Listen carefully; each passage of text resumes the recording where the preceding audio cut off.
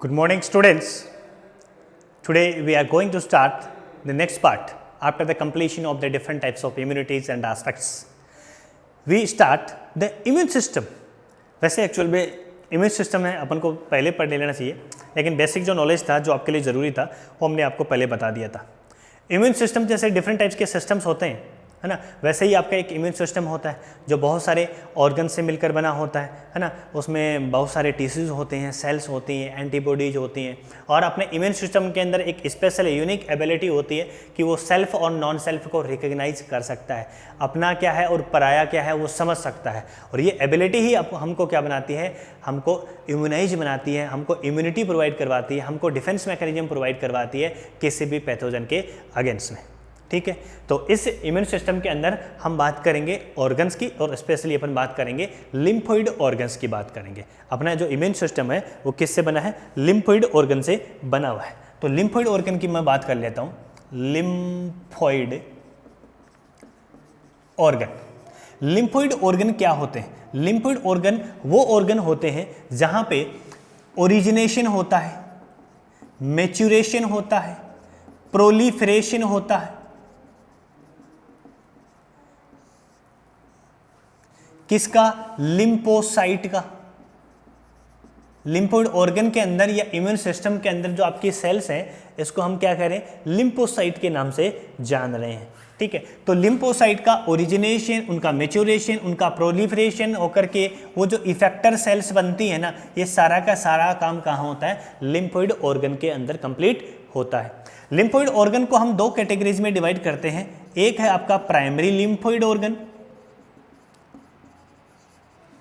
दूसरा है आपका सेकेंडरी लिम्फोइड ऑर्गन. सुनिए ध्यान से, प्राइमरी लिम्फोइड ऑर्गन कौन से ऑर्गन्स होते हैं, प्राइमरी लिम्फोइड ऑर्गन होते क्या है, इसके बारे में हम डिस्कस करेंगे. प्राइमरी लिम्फोइड जो ऑर्गन है प्राइमरी लिम्फोइड जो ऑर्गन्स हैं इसके अंदर होता क्या है कि आपका ओरिजिन होता है ना, और मैच्योरेशन भी होता है. यानी इमेच्योर लिम्फोसाइट बनती है और उनका मैच्योरेशन भी यहाँ होता है, प्रोलिफरेशन भी यहाँ होता है. ठीक है, अब इसके अंदर दो आती हैं आपकी, एक आता है बोन मेरो और सेकंड आता है इसके अंदर थाइमस. ठीक है, बोन मेरो पता है आपको, है ना, बोन्स के अंदर जो फ्लूइड होता है उसको अपन बोन मेरो कहते हैं. इस बोन मेरो के अंदर आपकी सारी की सारी जो ब्लड सेल्स होती हैं वो बनती हैं. यानी ब्लड सेल का फॉर्मेशन, कोई सी भी ब्लड सेल हो सबकी सब बोन मेरो में बनती है. ठीक है, लेकिन आपकी जो बी लिम्फोसाइट है ना, बी लिम्फोसाइट बनती तो यहीं पे, लेकिन बी लिम्फोसाइट का मैच्योरेशन होता है इसके अंदर. स्पेशल चीज ये है, क्या कहा मैंने कि बोन मेरो के अंदर जितनी भी जो ब्लड सेल्स हैं आपकी, WBC है, किसी भी टाइप की WBC हो, RBC है, प्लेटलेट है, सब के सब बोन मेरो के अंदर फॉर्मेशन होते हैं, प्रोडक्ट यहीं पे होता है. लेकिन आपकी जो बी लिम्फोसाइट है जो बोन मेरो के अंदर बनी है, वही बोन मेरो के अंदर ही उसका क्या होता है, मैच्योरेशन होता है, उसका प्रोलिफरेशन होता है, डेवलपमेंट भी उसका क्या होता है, वहीं पे होता है. बात समझ में आ गई यहाँ से? ठीक है, उसके बाद में अपन बात कर लेते हैं थाइमस की. थाइमस क्या होता है कि अपनी मिड स्टर्नम जो है ना, ये जो स्टर्नम है उसके यहाँ पे प्रेजेंट होता है. स्टर्नम के जैसे ये एंड हो रहा है, जैसे यहाँ पे हाथ लगाओगे तो आपको पता चलेगा ये स्टर्नम है. स्टर्नम के पास यहाँ पे आपका थाइमस होता है. जब बच्चा छोटा होता है, इन्फेंट होता है, तो उसमें थाइमस बहुत बड़ा होता है, लेकिन जैसे जैसे जैसे बड़ा होता जाता है, थाइमस आपका क्या होता जाता है, छोटा हो जाता है, साइज में भी क्या हो जाता है, स्मॉल हो जाता है. बात यहाँ तक समझ में आई? ठीक है, थाइमस का स्पेशल प्रॉपर्टीज क्या है कि थाइमस के अंदर आपकी जो टी लिम्फोसाइट्स होती है उसका मैच्योरेशन होता है. यानी बी लिम्फोसाइट का मैच्योरेशन बोन मेरो में होता है और टी लिम्फोसाइट का जो मैच्योरेशन होता है वो थाइमस के अंदर होता है. अब टी लिम्फोसाइट का इंपॉर्टेंट रोल आपको पता ही है कि क्या होता है, क्या होता है ना. एक तो टीसी सेल्स होती है, वो डायरेक्टली एंटीजन को किल करने का काम करती है. टी हेल्पर सेल्स होती है, तो बी लिम्फोसाइट्स होती है, इसको एक्टिवेट करके एंटीबॉडी का प्रोडक्शन करवाने का काम करती है. यानी अपनी इम्यूनिटी के लिए मेनली देखा जाए तो टी लिम्फोसाइट ही जरूरी है. ठीक है, तो यहाँ से एक अच्छा क्वेश्चन ये निकल के सामने आता है कि जैसे एक बड़ा आदमी है, एक छोटा बच्चा है, उसकी इम्यूनिटी ज़्यादा किसकी होगी? ऑब्वियसली बच्चे की ज़्यादा होगी, क्योंकि थाइमस उसमें बड़ा होता है, लार्ज अमाउंट में टी लिम्फोसाइट का प्रोडक्शन होता है। लेकिन जैसे जैसे एज बढ़ती जाती है, जैसे ओल्ड एज में आते हैं, तो जो बूढ़ा आदमी होता है उसको जल्दी ही फ्रिक्वेंटली इन्फेक्शन होने के चांसेस रहते हैं। अभी कोविड-19 के केस में यही कहा जा रहा है कि बड़े बुजुर्ग हैं वो घर से बाहर नहीं निकले, पेशेंट वगैरह हैं वो घर से बाहर नहीं निकले, उनको कोरोना वायरस हो सकता है। क्यों? क्योंकि उनकी इम्यूनिटी क्या होती है? कमज़ोर होती है, उनके पास थाइमस बहुत छोटा हो गया, टी लिम्फोसाइट का जो नंबर है उसके पास बहुत कम हो गया है। कॉन्सेप्ट समझ में आया तो थम्स अप कीजिए, आगे बढ़ते हैं। क्लियर है? चलिए, ये अपना प्राइमरी लिम्फोसाइट हो गया। अब अपन बात करते हैं सेकेंडरी लिम्फोसाइट की। किसकी बात करते हैं? सेकेंडरी लिम्फोसाइट की बात करते हैं। देखिए, सेकेंडरी लिम्फोसाइट क्या होता है कि जो भी primary lymphocytes, primary lymphoid organ के अंदर आपकी बी सेल और टी लिम्फोसाइट्स जो बनी हैं, जो मेच्योर हुई हैं, बनने का, मैच्योरेशन का काम इसका यहाँ पे हो गया, लेकिन एक्चुअल में उस एंटीजन के साथ जो इंटरेक्शन होना होता है वो कहाँ होता है? सेकेंडरी लिम्फोइड ऑर्गन के अंदर होता है। एक्चुअल में एंटीजन के साथ इंटरेक्शन कहाँ पे होता है, वो इफेक्टर कहाँ पे बनती है? वो सेकेंडरी लिम्फोइड ऑर्गन के अंदर जाकर के बनती है। तो सेकेंडरी जो लिम्फोइड ऑर्गन है उसके अंदर क्या क्या आएगा? उसके अंदर आपका आएगा स्प्लीन, उसमें आपका आएगा लिम्फ नोड, उसमें आपका आएगा अपेंडिक्स, उसमें आएगा PS patches of small intestine, है ना। और क्या हो सकता है इसमें? हाँ, माल्ट आएगा इसमें। ये सारी चीजें आपके सेकेंडरी लिम्फोइड ऑर्गन के अंदर अपन इंक्लूड करेंगे। क्या क्या है देखा है एक बार? स्प्लीन आएगा, लिम्फ नोड आएगा, है ना, अपेंडिक्स आएगा, PS passage of small intestine, small intestine के अंदर छोटी छोटी वाइट पल्प लाइक स्ट्रक्चर्स होती हैं जिसको अपन पीएस पैसेज कहते हैं, और आपका माल्ट जो है म्यूकोजल एसोसिएटेड लिम्फोइड टिश्यू, ये सब इसके अंदर आने वाले हैं। ठीक है, सबसे पहले अपन बात करते हैं स्प्लीन की। स्प्लीन क्या है? स्प्लीन एक आपका पियर शेप्ड स्ट्रक्चर्स होता है। ठीक है, मेनली इसके अंदर आपके फेगोसाइट्स हैं, आपके इरिथ्रोसाइट्स भी कुछ अमाउंट में होते हैं, और आपकी जो लिम्फोसाइट्स होती हैं वो यहाँ पे होती हैं। ठीक है, और एक्चुअल में ये क्या करती हैं? ब्लड को फिल्टर करने का काम करती है। तो इसको फिल्टरिंग यूनिट भी कहते हैं, ब्लड की फिल्टरिंग यूनिट भी कहते हैं, क्योंकि ब्लड के साथ में जो भी माइक्रो ऑर्गेनिज्म आया है या ब्लड के अंदर जो भी माइक्रो ऑर्गेनिज्म है वो जब स्प्लीन से पास आउट होगा तो ये सारी की सारी जो सेल्स आपकी वहाँ पे प्रेजेंट है ना, आपकी फेगोसाइट सेल्स यानी आपकी मैक्रोफेजेस या न्यूट्रोफिल्स जो वहाँ पे प्रेजेंट होती हैं, आपकी लिम्फोसाइट्स वहाँ पे प्रेजेंट होती हैं, तो उस ब्लड में जो भी पैथोजेंस आता है उसको ट्रैप कर लेती है और बाकी ब्लड चला जाता है, उसको किल करने का काम करती है। ये आपका काम कहाँ होता है? स्प्लीन का काम होता है। ठीक है, स्प्लीन को अपन आरबीसी का ग्रेवयार्ड भी कहते हैं, क्योंकि आरबीसी जो खत्म होती है वो स्प्लीन में जाकर के खत्म होती है लाइफ साइकिल कंप्लीट होने के बाद। ठीक है, स्प्लीन के बाद अपन बात करते हैं लिम्फ नोड। लिम्फ के बारे में आपको पता होगा कि आपकी जो कैपिलरीज होती हैं उसमें स्मॉल होल्स होते हैं, वहाँ से ब्लड लीक आउट होकर के जो इंटरस्टिशियल स्पेस होता है, टिश्यू के अंदर जो सेल्स के बीच में स्पेस होता है वहाँ जमा हो जाता है और वापस वहाँ से निकलता है ना। लिम्फेटिक डक्ट होती है उसमें निकलता है, पूरा एक लिम्फेटिक सिस्टम बनता है, वापस डाल दिया जाता है वेन के अंदर डाल दिया जाता है।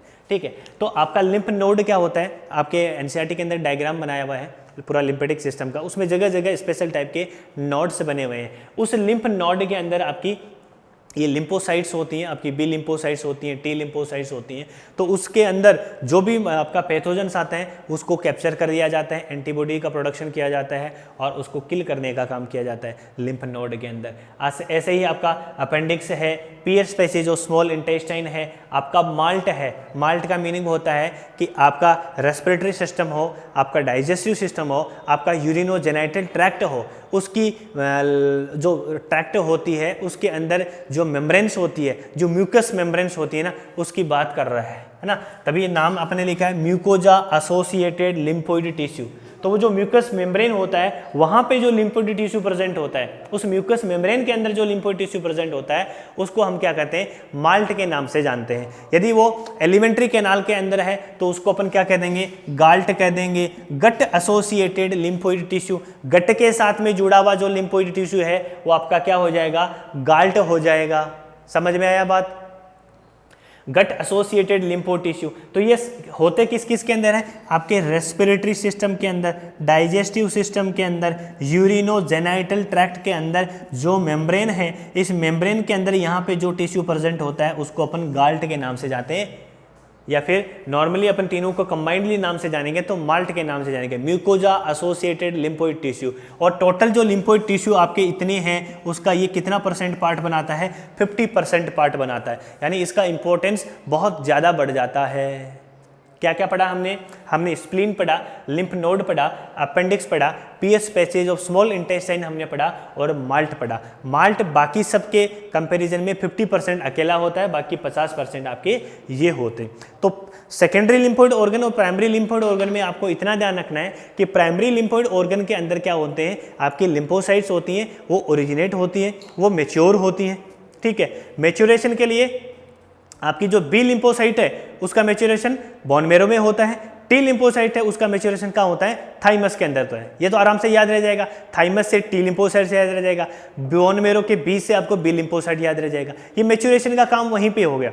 ठीक है, उसके बाद में अपने सेकेंडरी लिम्फोइड ऑर्गन में आते हैं, तो ये मैच्योर होने के बाद में ये जो लिम्फोसाइट्स होती हैं ये आपके सेकेंडरी लिम्फोइड ऑर्गन के अंदर आ जाती है ना। सेकेंडरी लिम्फोइड ऑर्गन जैसे आपका स्प्लीन है, लिम्फ नोड है, टॉन्सिल्स हैं, टॉन्सिल्स नहीं लिखा क्या अपने, टॉन्सिल भी इसी के अंदर आते हैं,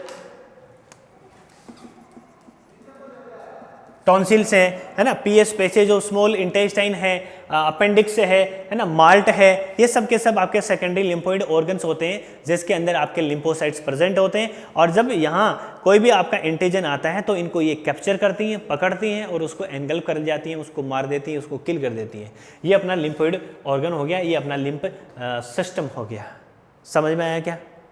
हमने जो भी पढ़ा है, लिम्फोइड ऑर्गन हमने पढ़ा है, primary lymphoid organ, secondary lymphoid organ. Primary lymphoid organ हमने क्या पढ़ा, बोन मैरो पढ़ा, थाइमस पढ़ा। बोन मैरो में सारी ब्लड सेल्स का ओरिजिनेशन होता है, सारी ब्लड सेल्स बोन मैरो में बनती।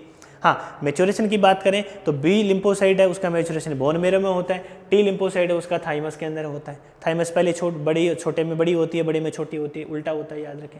सेकेंडरी लिम्फोइड ऑर्गन में काउंटर पार्ट होता है, यानी इंटरेक्शन होता है, जो एक्चुअल में जो लड़ाई होनी होती है ना, यहाँ तो वो बनकर के तैयार होती हैं और सेकेंडरी लिम्फोइड ऑर्गन में आकर के रहती हैं। फिर देखती हैं कि वहाँ जो भी एंटीजन आता है उसको पकड़ पकड़ के डिशुम डिशुम डिशुम कर देती है, उसका काम तमाम कर देती है। बात समझ में है तो लाइक कीजिएगा। आगे बढ़ते हैं, अब अपन बात करते हैं एलर्जी के बारे में। ठीक है, यानी इम्यून सिस्टम अपना कंप्लीट हो गया, डिफरेंट टाइप्स की इम्यूनिटी हमने पढ़ ली और अब अपन पढ़ेंगे डिफरेंट टाइप्स के इम्यूनोलॉजिकल डिसऑर्डर। आपका जो इम्यून सिस्टम है उसके कुछ डिसऑर्डर्स होते हैं, प्रॉब्लम क्रिएट करता है भाई। ये क्या क्या प्रॉब्लम क्रिएट करता है, यानी इम्यूनोलॉजिकल जो डिसऑर्डर है उसमें क्या क्या पढ़ने वाले हैं, इसको देख लीजिए एक बार। इम्यूनोलॉजिकल डिसऑर्डर यानी आपका इम्यून सिस्टम जो आपके लिए अच्छा काम कर रहा है, कई बार ये क्या करता है, प्रॉब्लम भी क्रिएट करने लग जाता है। कैसे? 3 प्रॉब्लम्स हम इसके अंदर पढ़ेंगे। First one is your allergy, second one अपन पढ़ेंगे ऑटो इम्यून डिजीज और थर्ड अपन इसके अंदर पढ़ेंगे इम्यूनो डेफिशिएंसी डिजीजेस। ये 3 चीज अपन पढ़ने वाले हैं। क्या क्या पढ़ेंगे? एलर्जी के बारे में पढ़ेंगे, ऑटो इम्यून डिजीज के बारे में पढ़ेंगे और इम्यूनो डेफिशिएंसी सिंड्रोम या डिजीज के बारे में पढ़ेंगे। अभी अपन बात करते हैं, सिर्फ एलर्जी की बात करते हैं, है ना। एलर्जी क्या होती है?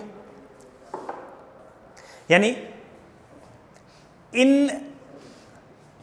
इम्प्रॉपर कह दीजिए, इम्प्रॉपर इम्यून रेस्पॉन्स अगेंस्ट ए हार्मलेस सब्सटेंसेस। क्या कहा मैंने? सुनिए ध्यान से। एक हार्मलेस सब्सटेंसेस है, हार्मफुल नहीं है आपके लिए। हार्मलेस सब्सटेंसेस यदि आपकी बॉडी के अंदर एंटर करता है और फिर उसके अगेंस्ट में आपका immune system immune response produce करता है, तो इस टाइप का जो इम्यून रेस्पॉन्स है ना, वो प्रॉपर नहीं होकर के कैसा हो जाएगा भाई? इम्प्रॉपर इम्यून रेस्पॉन्स हो जाएगा। और वही आपकी क्या है? एलर्जी होती है। एलर्जी क्या है? इम्प्रॉपर इम्यून रेस्पॉन्स टुवार्ड्स ए हार्मलेस सब्सटेंसेज। एक हार्मलेस सब्सटेंसेज है, उसके अगेंस्ट में आपकी बॉडीज एंटीबॉडी बना रही है और उस एंटीबॉडी की वजह से आपको प्रॉब्लम हो रही है। वो हार्मलेस सब्सटेंसेस क्या हो सकता है, वो हार्मलेस सब्सटेंसेस क्या होगा, इस प्रोसेस को हम एलर्जी के नाम से जानेंगे। और वो सब्सटेंसेस जिसकी वजह से आपको एलर्जी हो रही है, that substance is called allergen. उस सब्सटेंस को हम क्या बोलेंगे, एलर्जन बोलेंगे। और जो इस एलर्जन और एलर्जी का जो स्पेशलिस्ट डॉक्टर होता है, दैट इज कॉल्ड एलर्जिस्ट। ठीक है, अब एलर्जन क्या क्या हो सकते हैं? एलर्जन मोस्टली आपके पोलन ग्रेन्स हो सकते हैं भाई, है ना, आपके डस्ट के पार्टिकल्स हो सकते हैं, है ना, आपको कोई क्या है परफ्यूम हो सकता है आपके लिए, है ना, आपके लिए क्या हो सकता है, आपको हेयर ऑफ एनिमल्स हो सकते हैं, है ना, और भी बहुत सारी, उसको कोई पर्टिकुलर टाइप का फूड हो सकता है, कोई पर्टिकुलर टाइप की मेडिसिन हो सकती है। जैसे अपन एक एंटीबायोटिक की बात करें, एंटीबायोटिक की बात करें पेनिसिलिन की, ये पेनिसिलिन है ना, तो ये पेनिसिलिन भी क्या कर देती है, एलर्जी कोज कर देती है। ये सब के सब आपके एलर्जेंस होते हैं। यहाँ तक बात समझ में? अब अपन बात करते हैं कि सिम्टम्स क्या आते हैं, है ना। सिम्टम्स क्या आते हैं, ये डिपेंड करता है कि किस पार्ट के अंदर एलर्जी हो रही है ना। यदि नोज के अंदर हो रही है ना, या आईज के अंदर हो रही है, तो क्या होगा, स्नीजिंग होगा, कॉफिंग होगा, ठीक है ना, नेजल सिक्रेशन हो सकता है ना। आईज में होती है तो रेड आई हो जाती है ना, टीयर्स निकलना स्टार्ट हो जाते हैं, है ना, इचिंग खुजली आना स्टार्ट हो जाती है, ये सारी हो जाती है। यदि वो लंग्स तक पहुंच गया, ये सारी जो सिम्टम्स आई और ईयर्स के अंदर आते हैं ना, ये सारे सिम्टम्स को कंबाइंडली अपन हे फीवर के नाम से जानते हैं। कौन सी फीवर? हे फीवर के नाम से जानते हैं। दूसरा आपका हो सकता है, यदि रेस्पिरेटरी सिस्टम के अंदर होता है, तो रेस्पिरेटरी सिस्टम में क्या होगा कि ब्रीदिंग प्रॉब्लम आपको आने लग जाएगी। ब्रीदिंग प्रॉब्लम किसकी वजह से आएगी कि आपकी जो ब्रोंकियोल्स है ना, ब्रोंकियोल्स, ये क्या हो जाएगी, कॉन्स्ट्रिक्ट हो जाएगी, सिकुड़ जाएगी, स्वेलिंग आ जाएगी तो सिकुड़ जाएगी, तो सांस लेने में दिक्कत आएगी, रेस्पिरेटरी प्रॉब्लम हो जाएगी, जिसको हम किसके नाम से जानते हैं, अस्थमा के नाम से जानते हैं।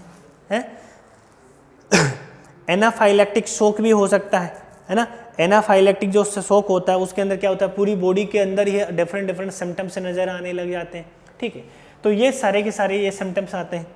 अब क्वेश्चन ये आता है कि ये एक्चुअल में होता कैसे, इसका प्रोसेस क्या होता है, वो प्रोसेस समझा देता हूँ मैं आपको, सुनो ध्यान से।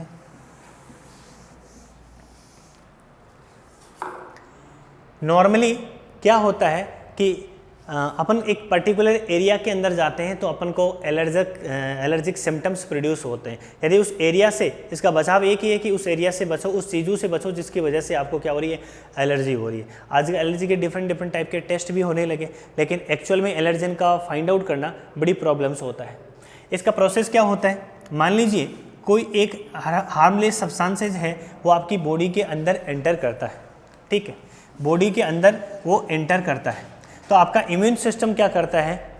अब मोस्टली पर्सन के अंदर, यदि मैं पोलन ग्रेन की बात कर लेता हूँ, पोलन ग्रेन की बात कर लेते हैं, तो ये पोलन ग्रेन जैसे ही बॉडी में एंटर करता है तो आपका इम्यून सिस्टम क्या करता है, मोस्टली पर्सन्स के अंदर क्या करता है, टी लिम्फोसाइट्स है ना, वो क्या करती है, बी लिम्फोसाइट को मना कर देती है, भाई तेरे को इसके अगेंस्ट में एंटीबॉडी नहीं बनानी है। मोस्टली केसेज में यही होता है कि टी लिम्फोसाइट्स बी लिम्फोसाइट को मना कर देती है, तेरे को एंटीबॉडी नहीं बनानी है। लेकिन जिनके अंदर एलर्जी होती है उनके अंदर क्या होता है कि टी लिम्फोसाइट कहती है कि ये अपना नहीं, ये पराया है भाई, और बी लिम्फोसाइट तू क्या करो, तुम एंटीबॉडी का प्रोडक्शन करो। तो ये यहाँ पे क्या करती है, एंटीबॉडी का प्रोडक्शन करती है। लेकिन इस समय ये जो डोज होता है, यानी फर्स्ट टाइम जब इसके अंदर आया है और एंटीबॉडी बनाई है, इस समय यहाँ पे कोई भी सिम्टम्स आपको नज़र नहीं आएंगे। इस डोज को हम कहते हैं सेंसिटिव डोज, यानी बॉडी अभी आपकी क्या हुई है, सेंसिटिव बन गई है।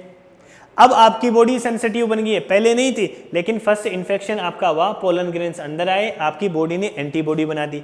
ये यहाँ पे कौन सी एंटीबॉडी बनेगी, इम्यूनोग्लोबुलिन ई एंटीबॉडी बनती है। जब हम इम्यूनोग्लोबुलिन की बारे में बात कर रहे थे, गामडी की बात कर रहे थे, GAMDE की बात कर रहे थे, तो उस समय आपको बताया था कि इम्यूनोग्लोबुलिन जो ई होती है यानी एंटीबॉडी जो ई होती है वो एलर्जिक रिएक्शन के लिए रिस्पॉन्सिबल होती है। तो यहाँ पे इम्यूनोग्लोबुलिन ई का प्रोडक्शन हो जाएगा, आपकी बॉडी अब सेंसिटिव हो गई है उस पोलन ग्रेन के लिए।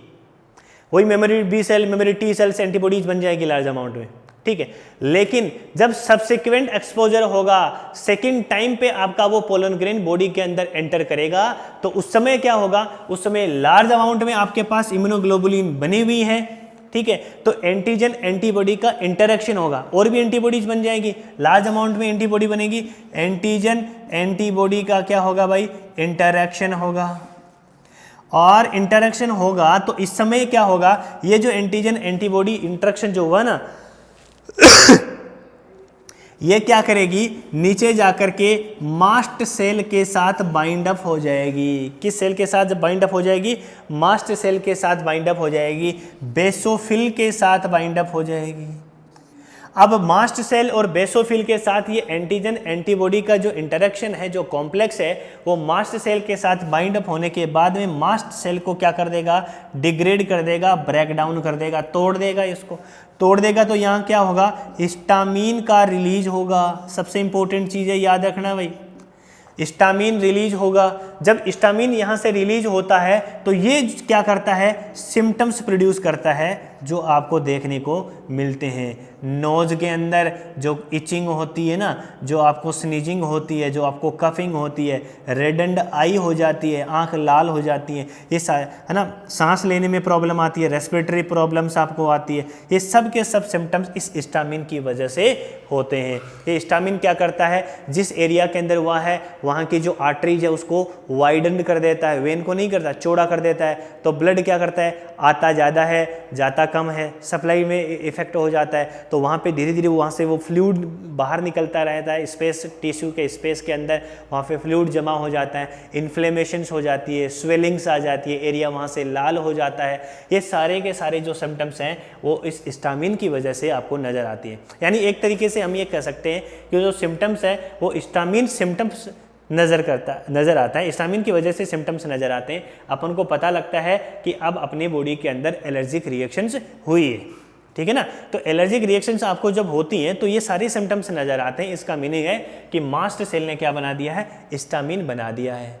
अब हम क्या कर सकते हैं, इस सिम्टम्स को कैसे दूर कर सकते हैं, बीमारी को दूर नहीं कर सकते भाई, हम इस सिम्टम्स को दूर कर सकते हैं। जो इन्फ्लेमेशन हुआ है, रेडेंड आई हुई है, आपकी नोज के अंदर स्नीजिंग और जो कफिंग हुआ है, इसको दूर कर सकते हैं। एंटी हिस्टामिन ड्रग्स अपन यूज करेंगे तो हिस्टामिन को न्यूट्रलाइज कर देगा, है ना।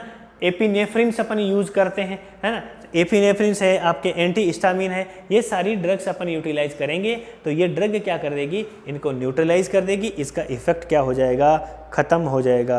बोलो फटाफट, समझ में आया, है ना। ये सारी अपने एलर्जिक रिएक्शन के अंदर अपने ये सारे ड्रग्स काम में लेते हैं। बोले इसके इलाज क्या है, इलाज तो ये है ना कि पोलन ग्रेन से बचो, क्योंकि फर्स्ट टाइम जब आपकी बॉडी जब इसके लिए सेंसिटिव हुई थी तो उस समय एंटीबॉडीज बन गई। अब आप यदि सेकेंड टाइम में आपका पोलन ग्रेन बॉडी के पास कांटेक्ट में आएगा तब आपको ये सारा प्रोसेस का सामना करना ही पड़ेगा, कोई दूसरा इलाज है ही नहीं आपके पास में। बोले ये सब कोई अब पेशेंट कोई पर्सन ऐसा होता है जो एलर्जन जल्दी होता है एलर्जी उसके अंदर, और कोई एक ऐसा पर्सन होता है जिसके अंदर एलर्जी नहीं होती है। भाई ऐसा क्या है, बिल्कुल ऐसा है। आपने सुना होगा कि पुराने ज़माने में क्या आज भी कहावत कहते हैं कि माँ का दूध पिया तो आजा युद्ध के मैदान में।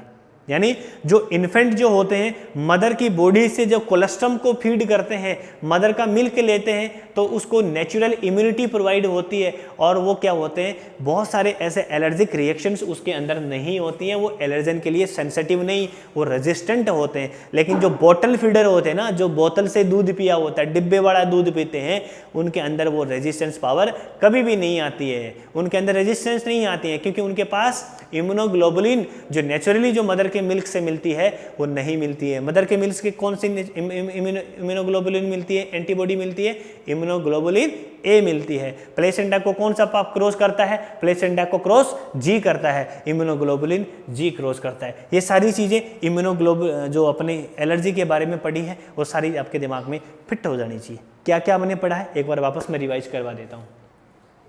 एलर्जी क्या है? इम्प्रॉपर इम्यून रेस्पॉन्स है, यानी प्रॉपर इम्यून रेस्पॉन्स नहीं होता है, इम्प्रॉपर इम्यून रेस्पॉन्स होता है, तभी हमने उसको इम्यूनोलॉजिकल डिसऑर्डर के अंदर इंक्लूड किया है, ठीक है। और एक हार्मलेस सब्सटेंस होता है, उसके अगेंस्ट में आपकी बॉडी क्या बना देती है? एंटीबॉडी बना देती है। कौन सी एंटीबॉडी बनाती है?